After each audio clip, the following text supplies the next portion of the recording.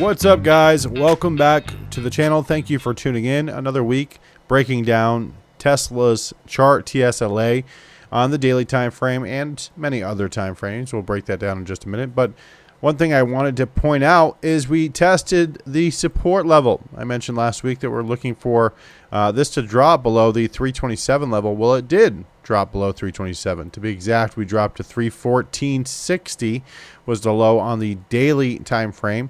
We may have dropped a little bit lower than that on the 4-hour time frame. We'll take a look in just a minute.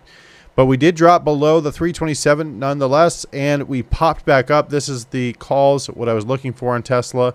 I did make some money on this one, but didn't do great on this trade. Didn't really do as well as I could have, I guess we can say.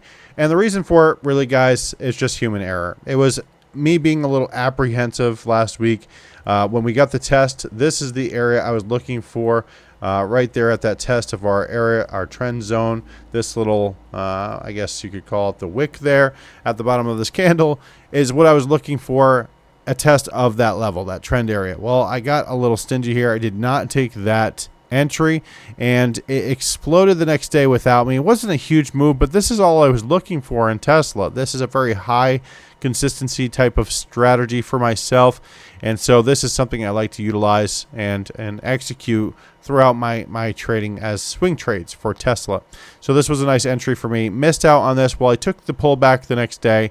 Wouldn't you know, I had to suffer a massive drawdown there on Tesla because I was trading options, but I took 18-day contracts, so I was able to really, not sweat it as much, I guess, as some, because I really had plenty of time and wide enough time frame or range that way theta wouldn't eat away at my contracts or my profit, right? So I had some time for that to happen. So got into the trade at this pullback here. 1, 2, 3 days later, well, we're in the green, we're in profit on this trade, and it really worked out to be a nice trade overall for anyone who took that trade. If we pull up the options chart on Tesla, this is going to be the options chart on Webull that I'm using.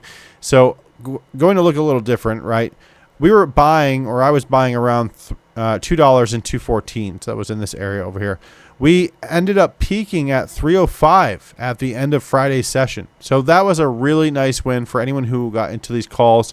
Of course, you're green, you're in the profit, you're making money, so it's not a bad idea to lock in some profit. Guys, I sold out. I took my profit. Doesn't mean I don't think Tesla is going to continue. I'm considering looking for pullbacks for possible commons on Tesla to hold a little bit longer. But again, I was just looking for a quick scalp. That's what I love to do. A day trade, hold for a couple days. Technically speaking, it's usually within 7 to 10 days I'll take my profit. So just a swing trade, I guess you can call it. But I was looking for this test of our zone and area. This was on a Friday, so I was apprehensive, didn't take it. Thought, okay, well, theta's going to eat away at my profit over the weekend. And if it doesn't pop up, well, then I can get myself the pullback on Monday into our trend zone. Well, guess what? It just popped up, and I missed out on the profit that you see over here. So again, that's completely okay. Suffered the drawdown, held the position, took the profit, and very happy to say that I did make some money on that trade, just not as much as I could have. But the old woulda, coulda, shoulda kicked in, right? Human error, being apprehensive, not taking it when I could have. But anyway, breaking down Tesla on each one of these time frames. This is what we do each week. Join in every Sunday. I'm going to break down Tesla. I love swing trading Tesla for a few days, sometimes a few weeks or longer. Again, sometimes I'll trade common, sometimes I'll trade options. I go over my trades live in our Discord, and I go over my trades in our swing trade chat as well. So Tesla on the 1-hour time frame, we are looking bullish at this time, and that is a smaller time frame, so we get more frequent results and crossovers and signals, whatever you want to call it. Right now we are bullish. We could pull back. We are extended a little bit here on the 1-hour time frame, so we could pull back. We've got 325.90 as support and 334.87. That's going to act as support, so bullish on the 1-hour time frame for Tesla. All right. Flip over to the 4-hour time frame with Tesla. We're looking at bullish again. We just got the signal recently. This was on Friday, actually. So Friday's session gave us the bullish signal. Now we're looking for a pullback and retest of that zone. So something like this here. There's the retest, little bounce up. This is the play I like to take. I like to take the explosion, pull back into the trend area. That's what I love to play myself. We'll see what happens over here. But if we pull back to that Support area, we're looking at 320.66, 329.40. That will be adjusted, of course, in the pre-market session on Monday. Tesla on the daily time frame with the quick trade or quick trend setting turned on for the support and resistance here that we can see. Quick trend setting is letting us know this is a bullish sentiment here. Bullish sentiment letting us know we have support below the current price.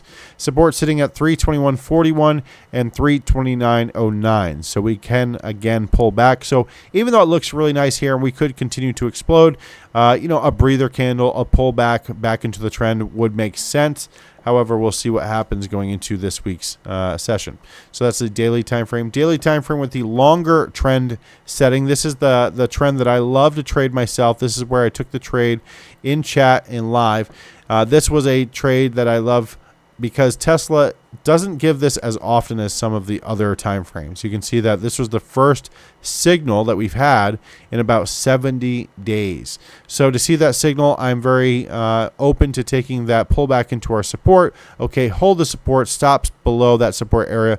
The goal is to start exploding, take profit. If I'm trading options, of course, we're taking profit 30%, 50%, 100%, and so on, holding a lot for continuation.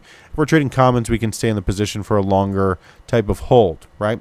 So daily time frame, bullish momentum. We've got support 309, 309.80 and 327.78. That's going to be on the daily time frame. Switching to the weekly time frame. This is interesting, guys. We've got bullish, bullish, bullish all around. However, on the weekly time frame, we are still bearish. We are still in a bearish trend on the weekly time frame.